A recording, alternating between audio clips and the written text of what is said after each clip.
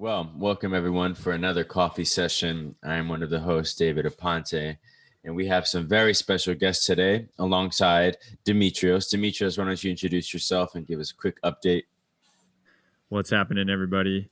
Dimitrios, aka Meech. We are here with two special guests, and this is, as David said, our 12th edition of the coffee sessions. Oh And I'm going to yeah, see if I can share some music with us so we can be rocking while we're gotta have that talking. vibe, man. And I know for some listeners out there, you weren't too crazy about the music. That's okay. We can't please everybody, but we like it. We like the vibe. We like the that little background music. Yeah. Yeah, you It's got to fun. keep it fresh, man. And it's nice. Sometimes I feel like I'm better able to articulate myself when I got the music going. Yeah, it's like I have So, my own theme music. It feels much more epic and serious.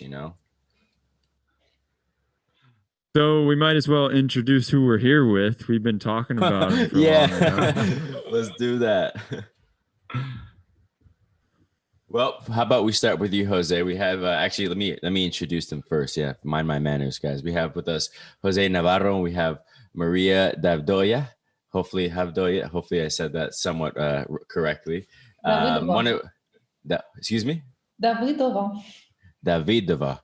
Yes. Love that. Love that. Well, yes. Why don't you guys tell us a little bit about yourselves? We'll start with Jose. Okay, yeah. Hi, everyone. Thank you very much for inviting me over. So I work as a machine learning infrastructure engineer at Cookpad, which is originally Japanese company, although I work in the global business in Bristol, UK. And yeah, it's great to be here. Sweet, You hear awesome. music? And yeah, I hear it. All right, cool. Okay. Tell me if it's too loud. Awesome. I think it's okay. And we have Mariya with us. Mariya? Yes, what are Mariya, you tell up us a little to? bit about yourself. Yeah. Yeah, sure. Well, I'm Mariya from Europe. I work in a company which makes machine learning operations for the customers. So we make machine learning operations service. We develop our custom platform and we integrate this platform with a number of different tools. So I have quite a lot of experience in integration and choosing open source solutions and so on, which is aligned with our topic today. Yeah, and that's basically it. Yeah, so along those lines, what we thought we would talk about today is how to choose the right tool for the right problem. I think that is something huge, and it was Jose's idea because he is the 1,000th member in our Slack channel. If you're not in Slack, go ahead and get in it. It's a great place to discuss all of these different MLOps problems that many of us are going through. And there's super wise and experienced and intelligent people in here that we are privileged to be able to speak with. So if you're not in it, jump in it. We'll leave a link down in the description. And Jose was the 1,000th person to jump in it. And so we asked him, what should we do our next session on? And he said, why not the right tools for the problems that we face? And maybe, Jose, can you go into that a little bit more? How did you decide on that? Yeah, so this is a very common problem. It's not an isolated problem from the MLOps community, right? When you are facing some new problem that you want to solve through software, you have to choose a new tool for helping you.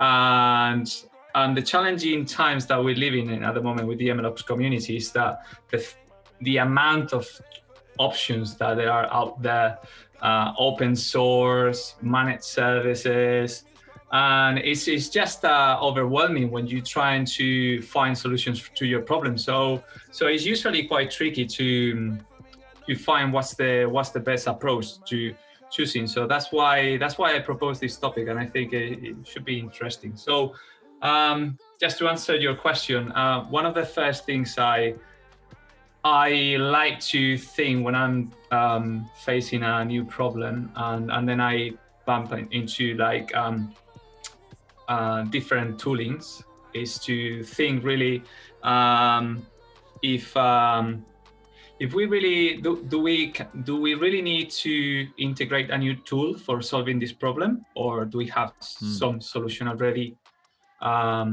Because it's quite easy for us. We are techie people, right? And we get excited about technology, and it's very easy to go straight away with the latest shiny piece of software and then install 10 different Helm charts in our Kubernetes clusters, and then so the first thing I like to think is, do we really need to adopt a new tool for solving this problem? So that's my first step back and think for a few hours, and yeah, that's how I start usually. So my idea here is that I think there are a lot of things that we can discuss in the next 45 minutes, but I'd love to go into maybe some specific use cases that you have had, Jose. And then Mariya, I'd like to also talk with you about how you analyze things on this when there are problems presented and you need to learn how to go about choosing the right tool. How do you analyze which tool to choose, and which one to leave out? And so I think there are a few other things that could be taken into account, and I'd love to hear what you have to think about that, Mariya. Sure.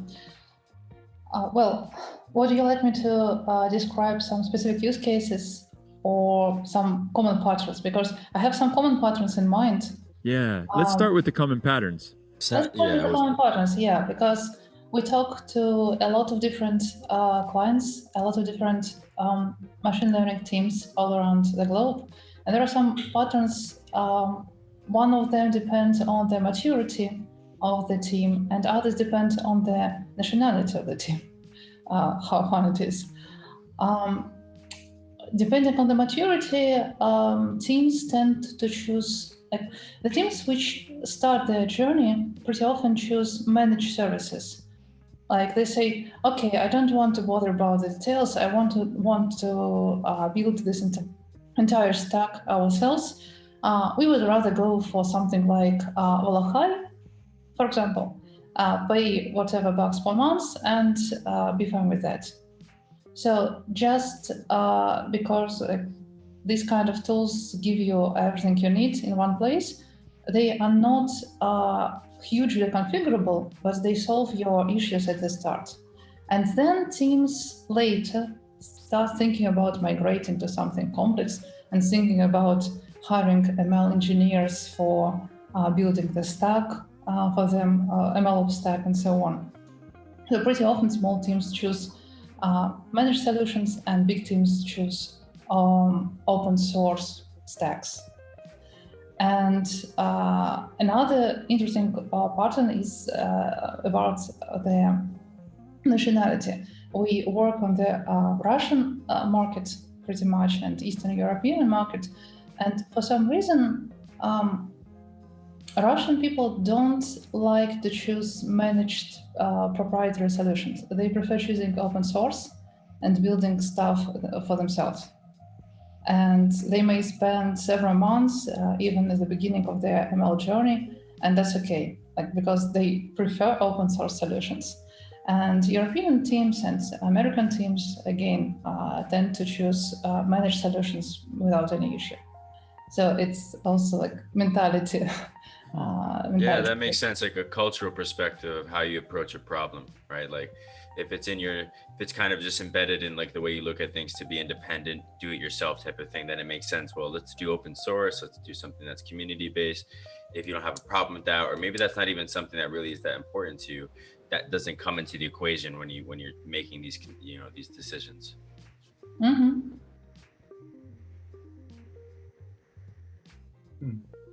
So let's keep cracking then. And when you say this about the managed service versus open source, maybe you both have ideas on the pros and cons between these. And I like, Mariya, that you talked about how a smaller team tends to go towards a managed service if they're in a certain geography or geographical areas. But the larger team, once they've proven out the business case, they'll tend to move towards something that they can build themselves. Are there, and Jose, maybe you want to give a stab at this. Have you tried to do either of those, and how did they work out? Yeah, totally. So we have cases in which we have gone both ways.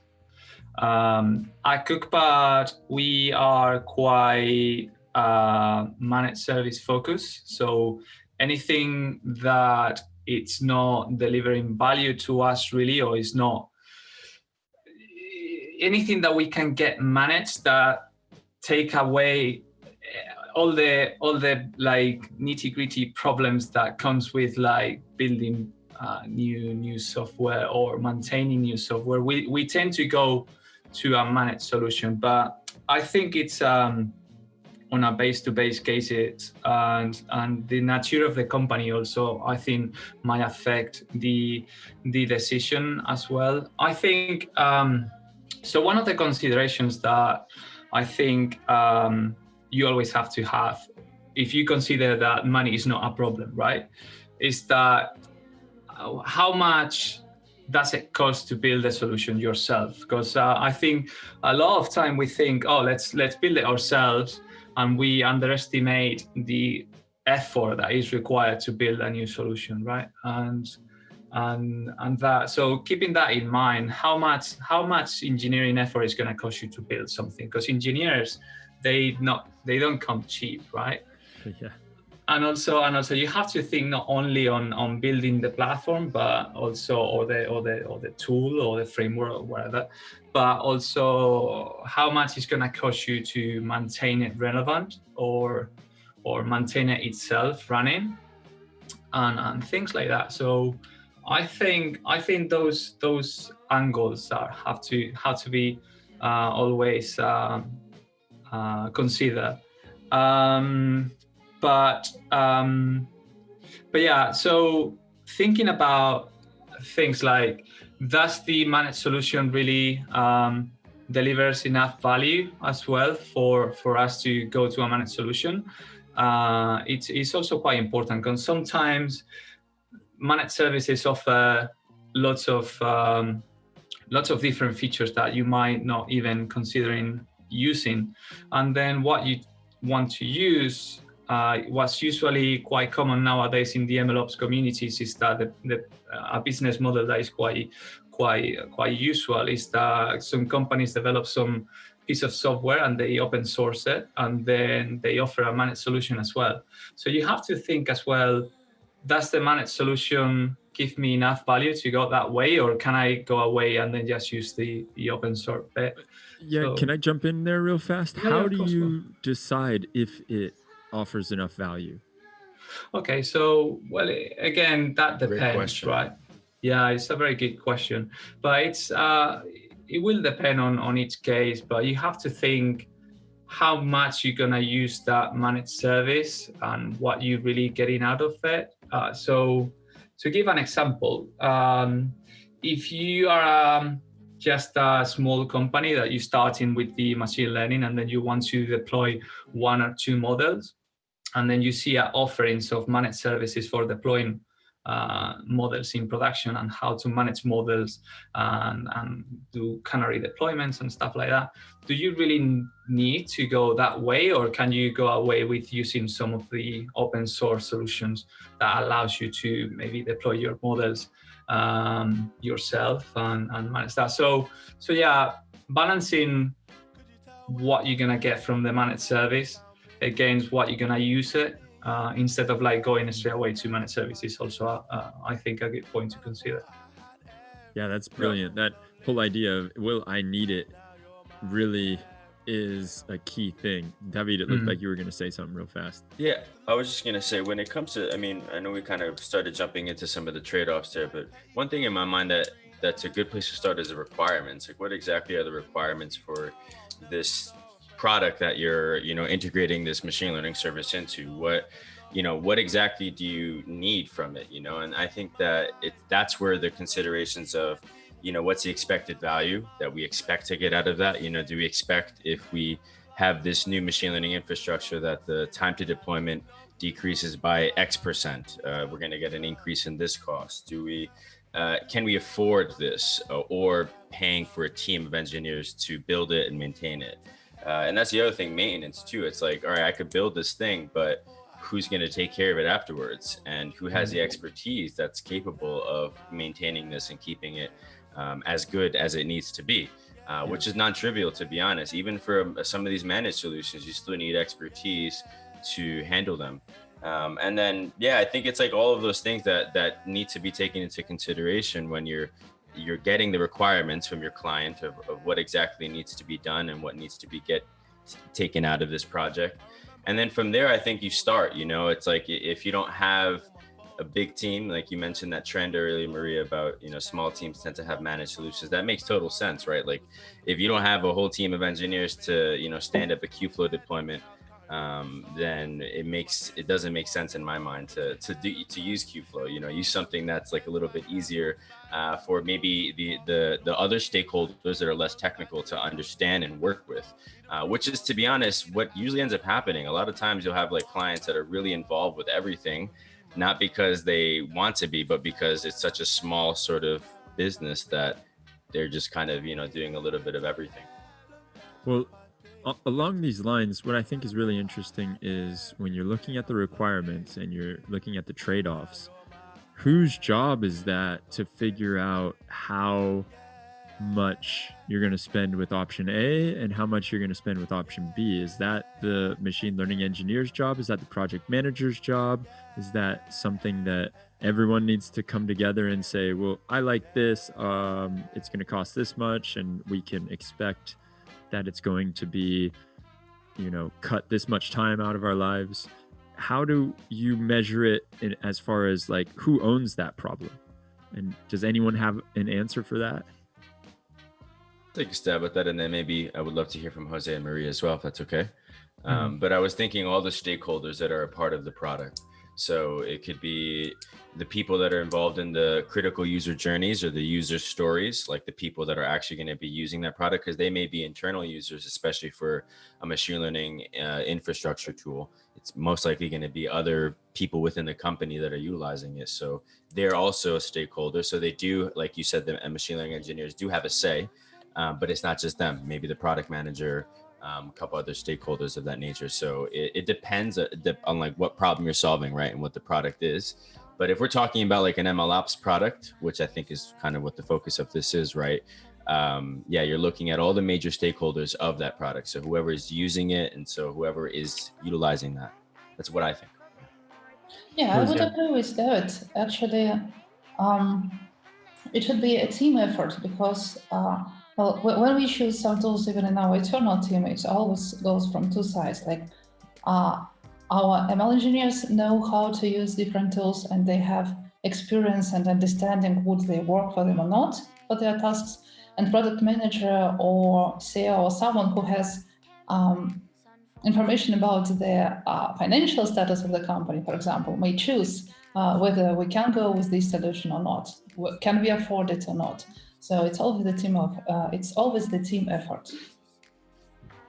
Totally, and I think also it's quite important to make sure that everyone is on board, because if you as an MLOps engineer make the decision of bringing a new managed service to do something, and then at the end of the day your machine learning researchers are not bought into the idea of using that, and they kind of like against it a little bit. If our users, they're not completely convinced about using that technology, you might end up wasting your time and money on tools that they not used at the end of the day.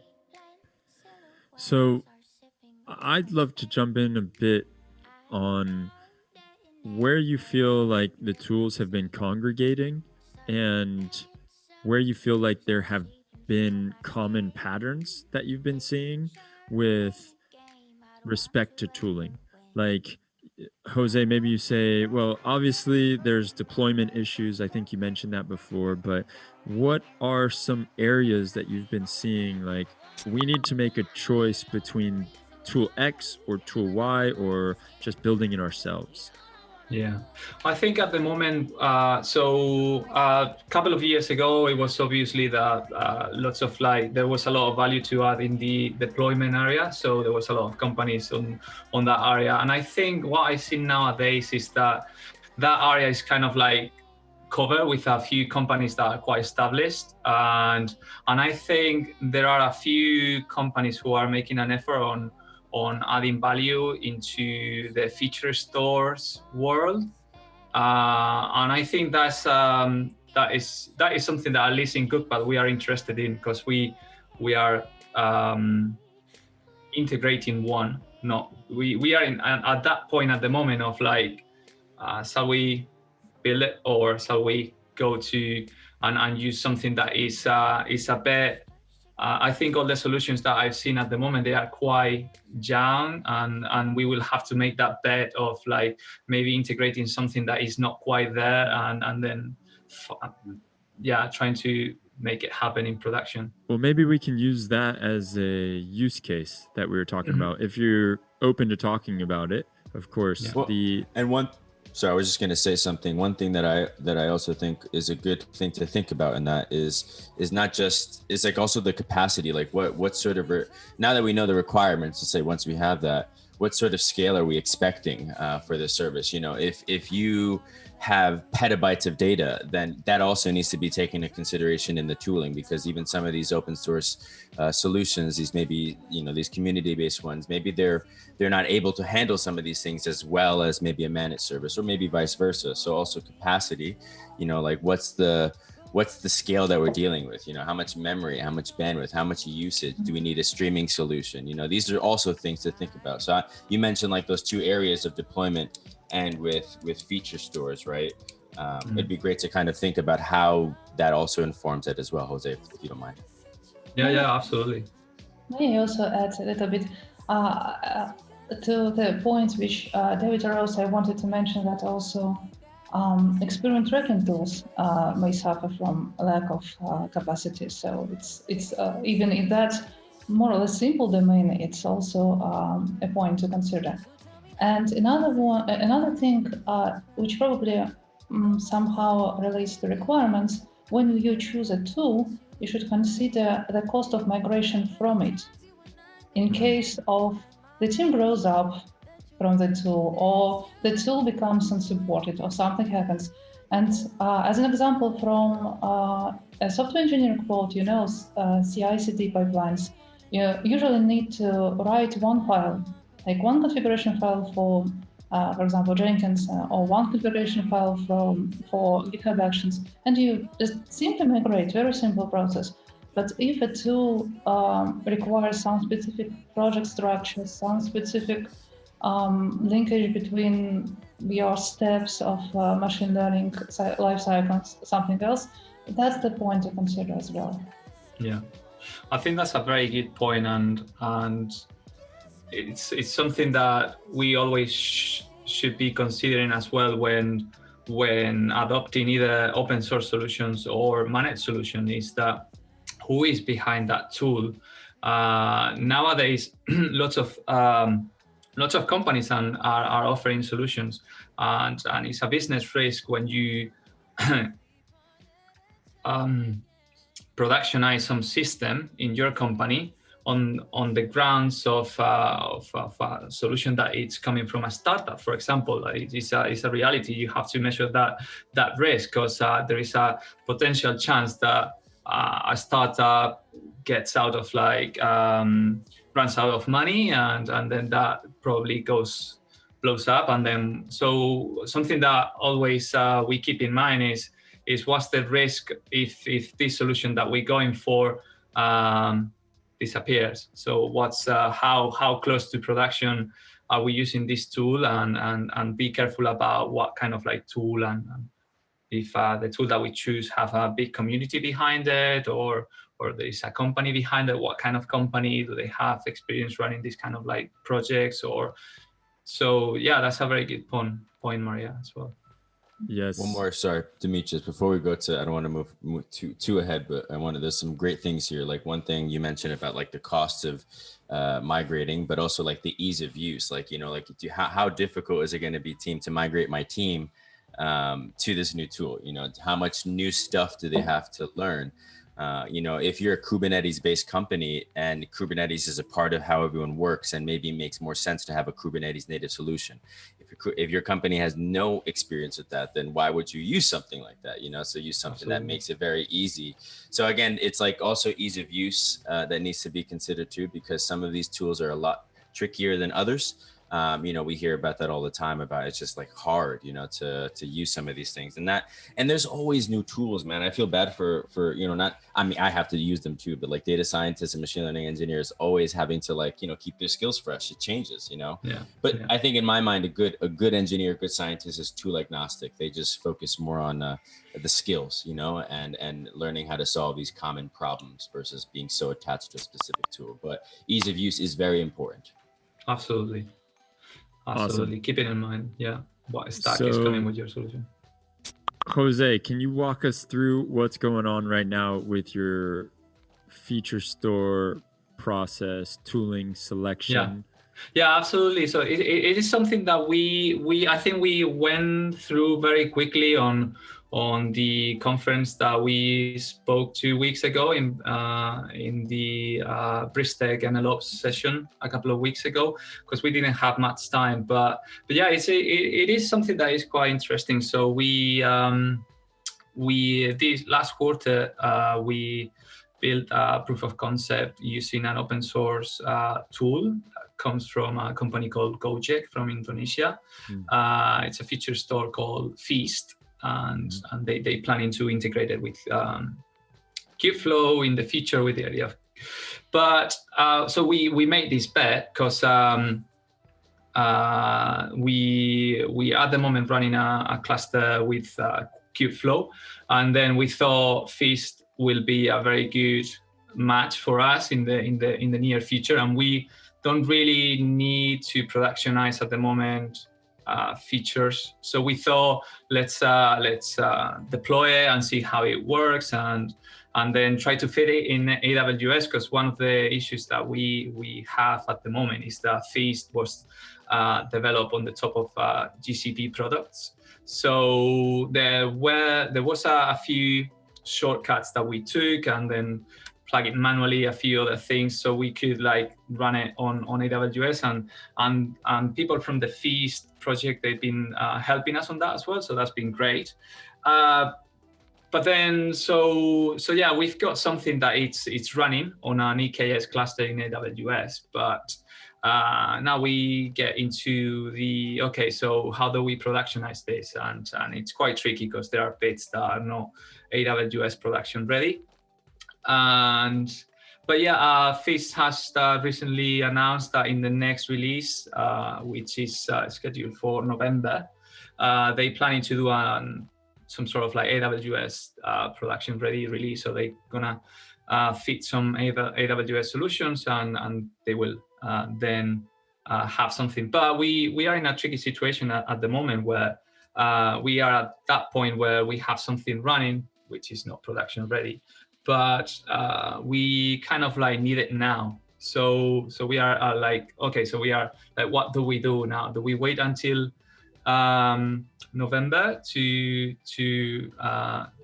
wait for this release, and then probably that release, you know how these things are, maybe it's delayed slightly. So yeah, we are in that situation at the moment. What do we do? Do we do like in-house solution with a key store very quickly and then productionize something, or do we wait until Feast delivers 0.8, but then you have to balance, like, it's going to be a new release, it doesn't have to work very smoothly straight away. So then we are in that balance at the moment of like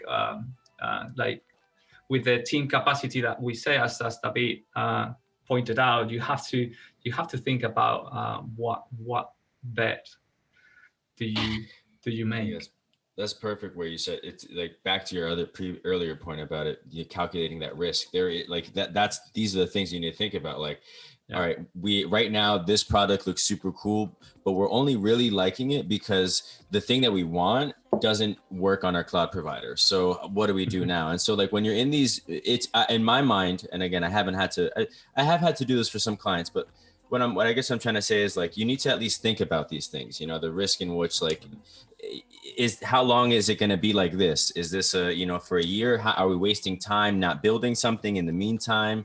Can we use it now? And I'm sure this probably happened with you guys, but once you introduced it, now people are like, oh, I want to use that now. That sounds perfect. That would make this better. And then now you're getting more requests for it. And then it's like, okay, it's like ready, but not really ready. You know what I'm saying? So now you have to start thinking about, what do we do with it? Do we try to make this work now? Or do we use something that's out of the box ready? Do we, do we wait, do we invest man hours into making this feature store that's not working with our cloud provider production ready? Or do I use something that is already production ready, runs in my cloud provider, and maybe is, again, a cost that's manageable? But yeah, these are the trade-offs you need to calculate. Yeah, absolutely. And totally, we have options on the board at the moment for managed solutions that exist already, but then you have still the same risk applied because they are still early products as well, because this is a new thing, right? So even if you go to a managed solution, you still can have the situation where it fails at some point, or it doesn't work for your use case. And so yeah, it's an interesting one.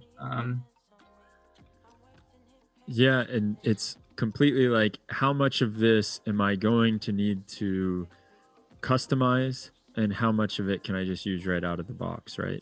So I find that fascinating how you're going through it right now and figuring out, well, should we wait? Should we build it? Should we just change to a completely new offering? What are we going to do? And it seems like it's a difficult question to figure out.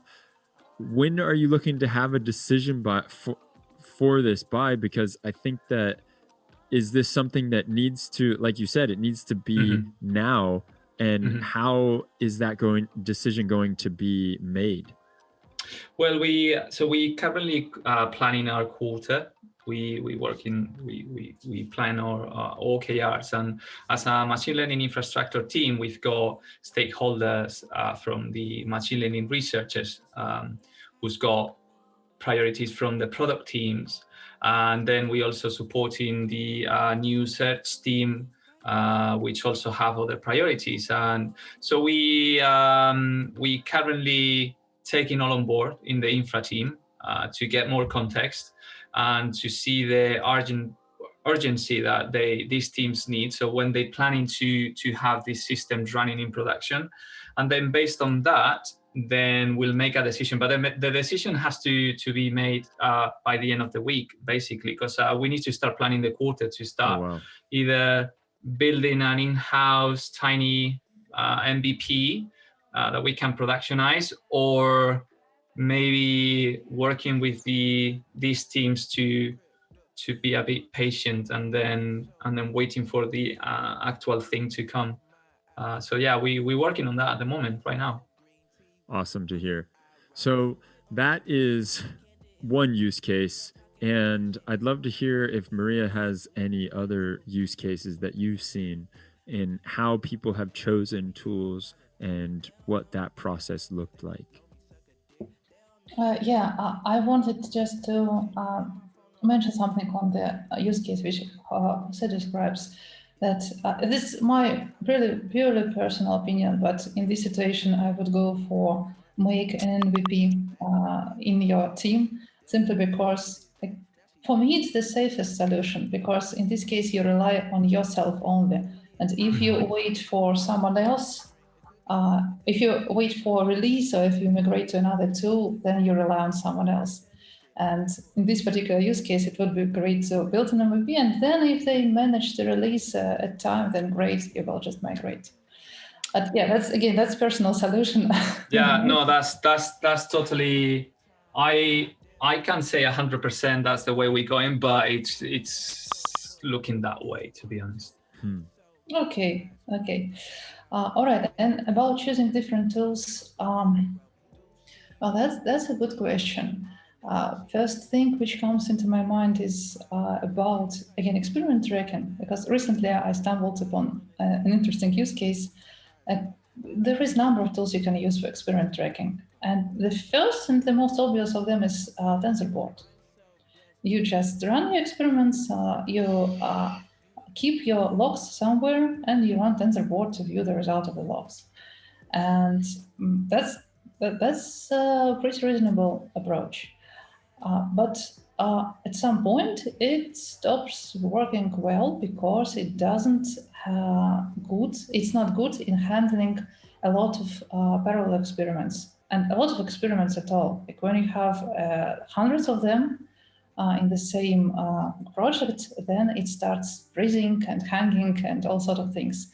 And people start choosing, for example, our clients choose weights and biases usually, because this tool is optimized for many experiments at the same time. But with weights and biases, you always should think about like having, having to send your metrics to another cloud, or because like weights and biases works this way, or you have to install it as an additional service in your infrastructure, which may be an additional problem. So, that's solution, which again depends on several variables. But as soon as the capacity is not satisfied, then you have to choose another tool anyway. And what else?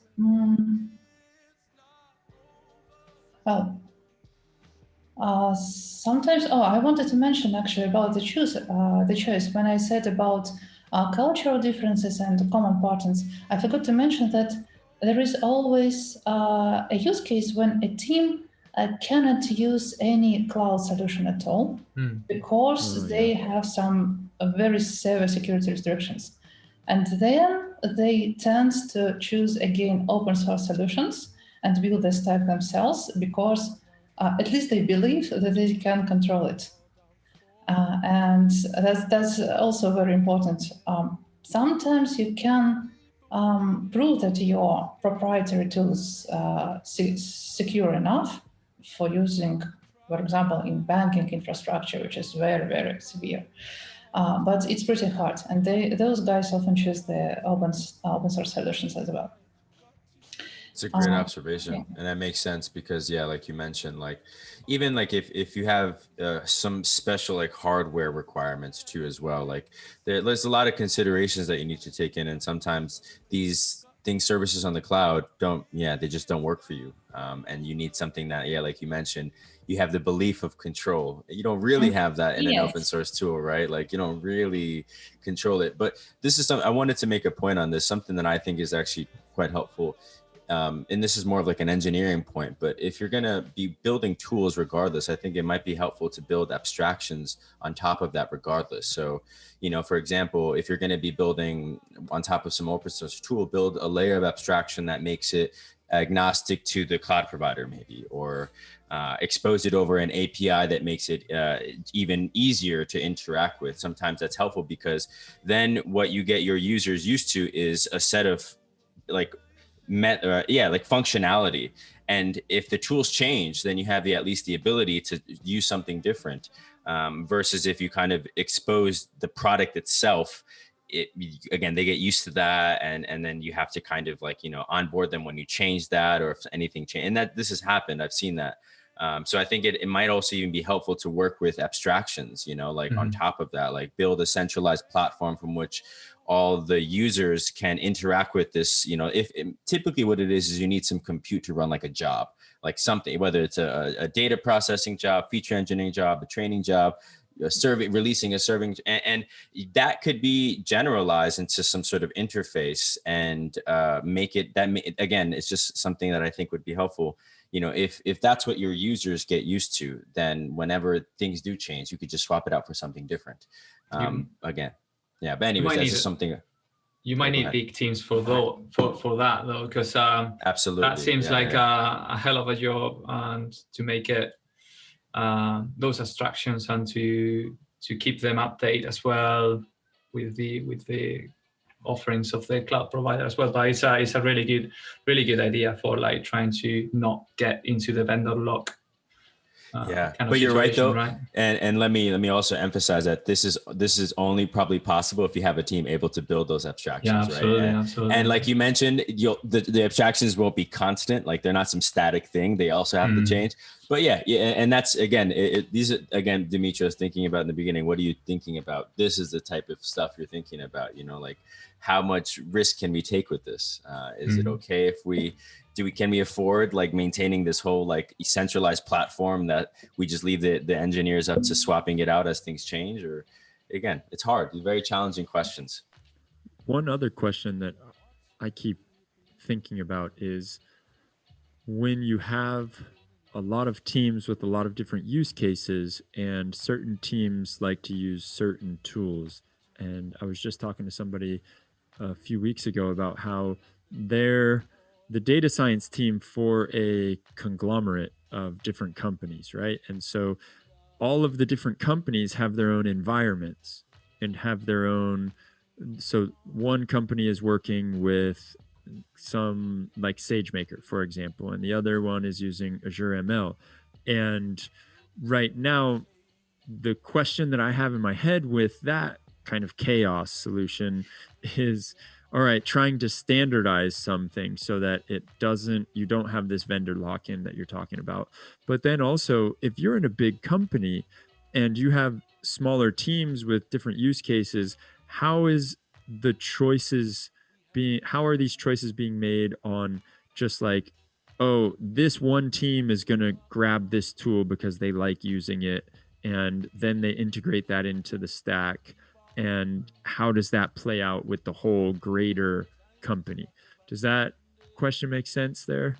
Is it more so like how do you like support different types of tooling within, I guess, your main machine learning infrastructure? Is it something like that you're asking? Yeah, or you're on mute, sorry. You mean? Typical. 2020, you're on mute. There it is. The phrase of the year. Yeah. So, go ahead, bro. So, but yeah, is that what you were thinking? Yeah, exactly. And like, I know we've talked about this before, like the decoupling and the autonomy that you get from the different teams. And so if a team wants to bring on a new tool, how does that play into the greater ecosystem? Yeah, that's a great point. I mean, I have my opinion, but I would love to hear from you guys first. Well, I'm personally haven't had any experience on that because I always worked on small teams. Cookpad is a really big company, but the machine learning research team and the ML infra team is small enough to still keep a single stack. Apart from like some like, for example, researchers, they tend to like one machine learning framework to develop their models. And then we found that some frameworks are better than others to productionize them. So what we tend to do is to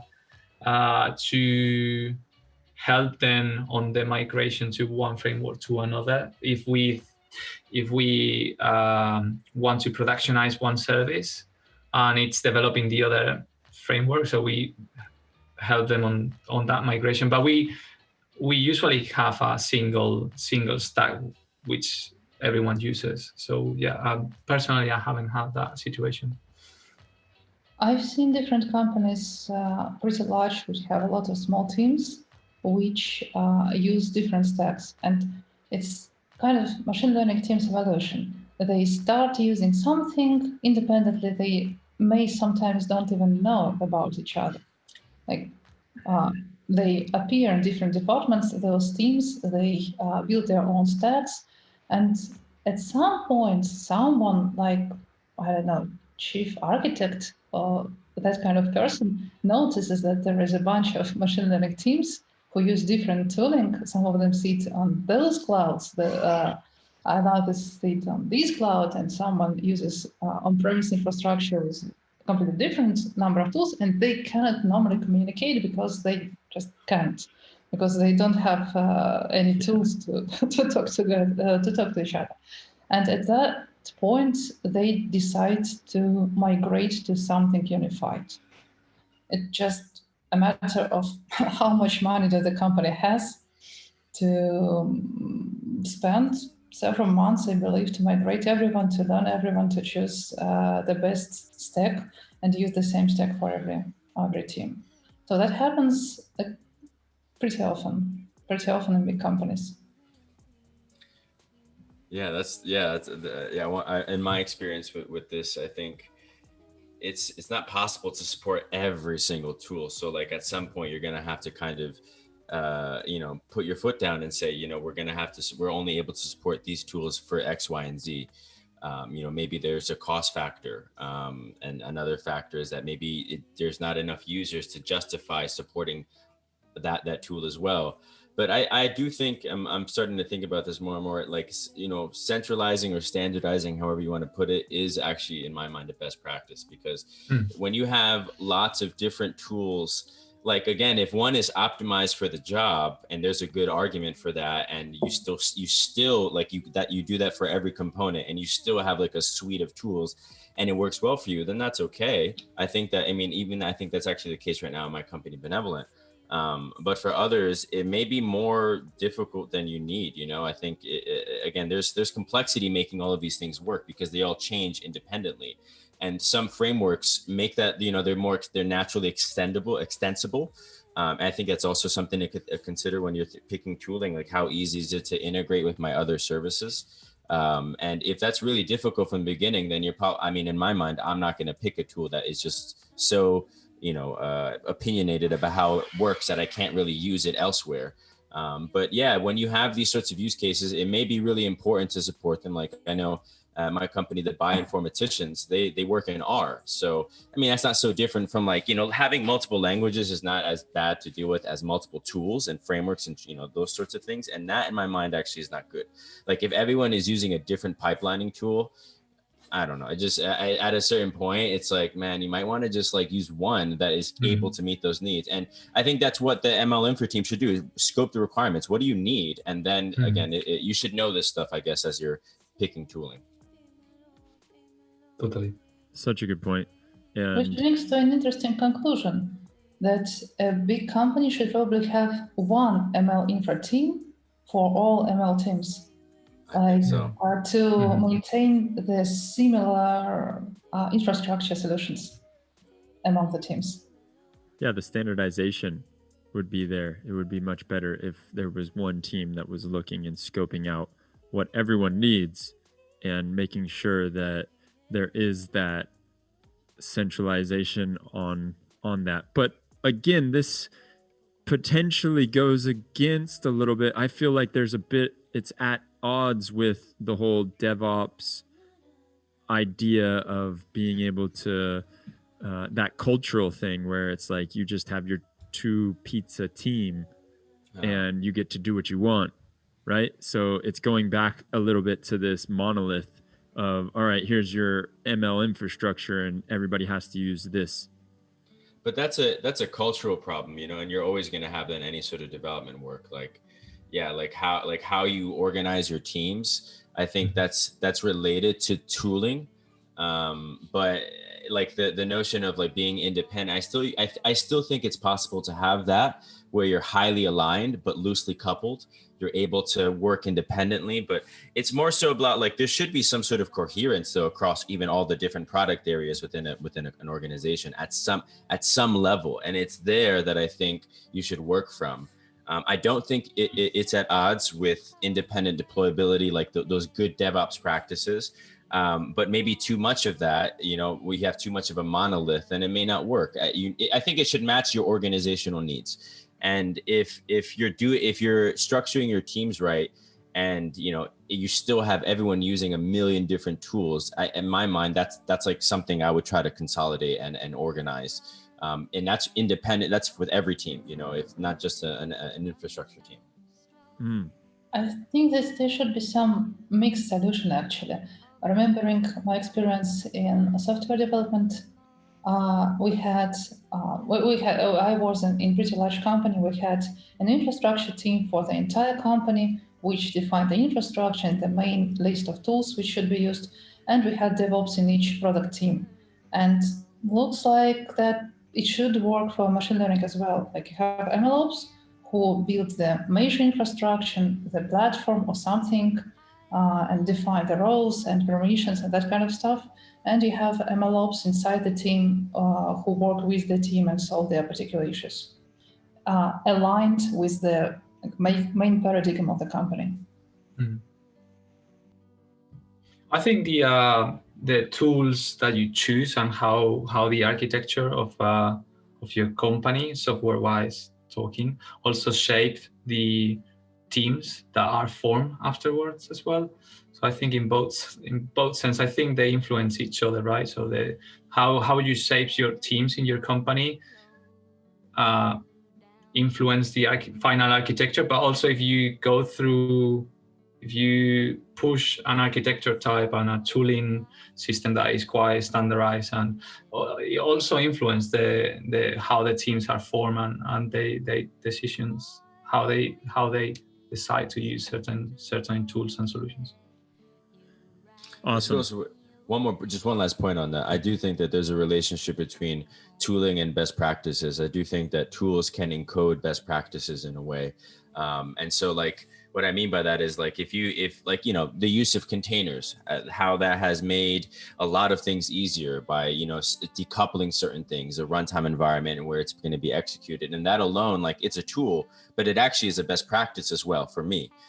The ability to share and deploy something anywhere, the ability to reuse something, like you see how like sometimes the right tool can actually enable the right practices, and maybe even a good place to start is like what are those important best practices? What are again, maybe even the requirements, like what's important, what do we care about, what do we value, and how that informs the way that you actually build stuff, and also the team structure. You're exactly right on that. I think that team structure should be organic to fit exactly how you guys work and solve that problem. And that also kind of relates to how you use tools, I guess, as well. So there's one thing that I wanted to bring up that Jose put into our Slack when we were discussing what we were going to talk about today. And you made a few great points, Jose, when you said, like, when you're weighing out all of these options and you want to know what tool should I use, which one, how should I analyze it? You were talking about, and you mentioned this earlier too, you said the community behind it. You also said how easy it is to integrate with the current stack. And I don't think that we touched on that enough, because that's a huge point, right? Like we did say how much software engineering time is going to be needed, but that point is that's like crucial, because that could cause a lot of headaches or it could be relatively simple. Can you elaborate on that? Yeah, and I think David pointed out before about keeping in mind what a stack comes with the solution that you choose. And he made the example, I think, with Kubeflow. So Kubeflow is a great tool with probably the biggest community behind it at the moment in the MLOps community, with massive companies. So yeah, per se, it's a great option, right, to go for. But if in your team you don't have expertise on running Kubernetes clusters, you never run Kubernetes, it's going to be very tricky to maintain a Kubeflow cluster if you have no idea how a Kubernetes cluster behaves. And so I think those considerations are key. And the expertise within the team, I was thinking as well, the expertise within the team, for example, on what programming language is used to develop this tool, because open source software, they're gonna come with some issues that you will come up, and if you have expertise within the team to actually solve those issues and then go and then feedback on the community, I think it's great. But yeah, having a look on how big the community is, how stable is the release cycle of that tool, is quite healthy. Does the tool is a community driven tool, or is it a company behind it making the decisions? I think that is important as well to consider. How responsive the maintainers are, right? If you have a problem or a question how to use that tool, or you propose a solution, we had examples where we we deploy a tool for handling continuous delivery in our platform, and we found a bug, and then one of our teammates submit a pull request that day. It got merged the next day, and then we have a release candidate installed in the cluster. I think that's great. And if you don't have that expertise within the team, you have to wait until the community weights that problem and then brings that solution into it. So I think those are also good points to look after when choosing a tool. Yeah, that's such a important point to focus on, right? And then the other thing that you put that I wanted to just mention before we wrap this up was your idea on the experience within the data science team to adopt new technologies. And that makes a lot of sense too, because if you have a very junior team and they're used to working with one tool, or they've never used a certain tool, then it's unrealistic to expect them to just be able to get up to speed real quick with a new tool, right? Yeah, this is again the point that we made before about how are your users on board with the tool that you're choosing, right?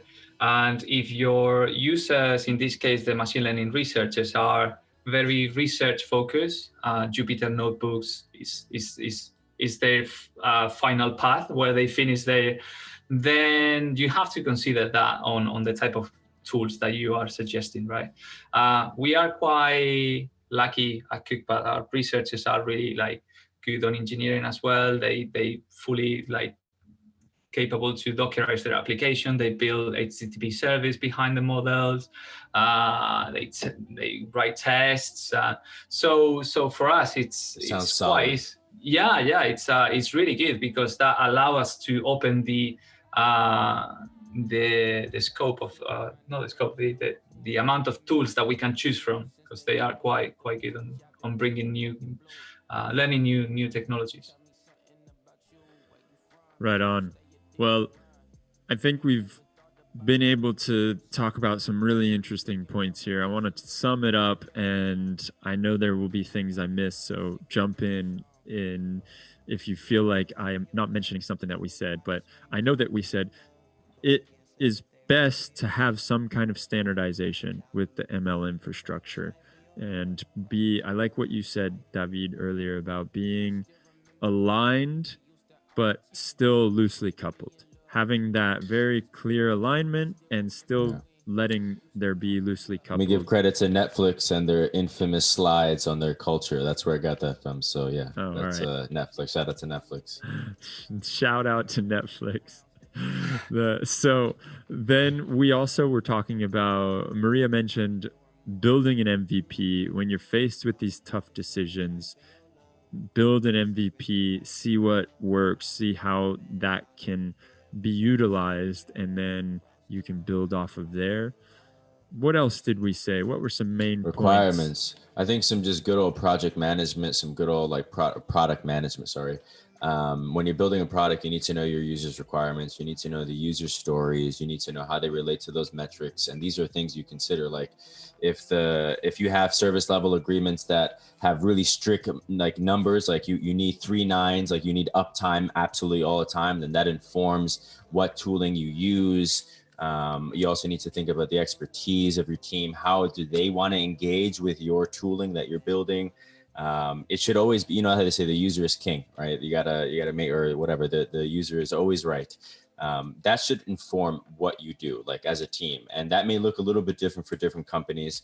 Obviously, knowing the different machine learning use cases is huge, because if you have a team that has a lot of streaming or online applications, and again, you have to build tooling that supports that. If you don't really have that problem and things can kind of be ad hoc, then you need to support that. If it's very research-based support, again, it's about supporting the actual needs of the users. So I think that's a huge point, and maybe even the starting point for anything like this. Awesome. Now, we were able to put a bunch of information in here. I hope it helps those who are listening. And if you have anything that you feel like we missed, please let us know in the comments or reach out to us on Slack, and we can go for round 2. of this how to decide what to buy or what to build. I think it's we very barely scratched the surface, man. Yeah, there's so we much that only- you could talk about here. Exactly. We're only scratching the surface right now. There's so much more that we can get into. So whoever out there wants to talk with us for round 2 and you got something to say, let us know. I want to give a Yeah. big thanks to Mariya and Jose because Thank you so both much, were guys. awesome. Thank you for and inviting. you brought so much insightful knowledge to this. No, Thank thank you. you for it. Pleasure. Right on. I think that'll wrap it up for today's coffee session. David, you got any final thoughts you want to throw in? No, I think we said a lot of great things. I just want to thank you guys for just coming up on the show. We want to encourage us more, for any listeners. If you have something to say, we are a community-based organization, so we want to hear what the community has to say. We care Exactly. about your opinions. We care about your needs. We love to hear them too, because we learn from that and how we develop content, the sort of conversations that we host. So please speak up, and we're very open to critique. Help us be better. And thank you so much, and I hope you guys have a great rest of the day. Anyone listening out there, be safe. Bye, See guys. y'all Thank you. later. Bye. Bye. Bye.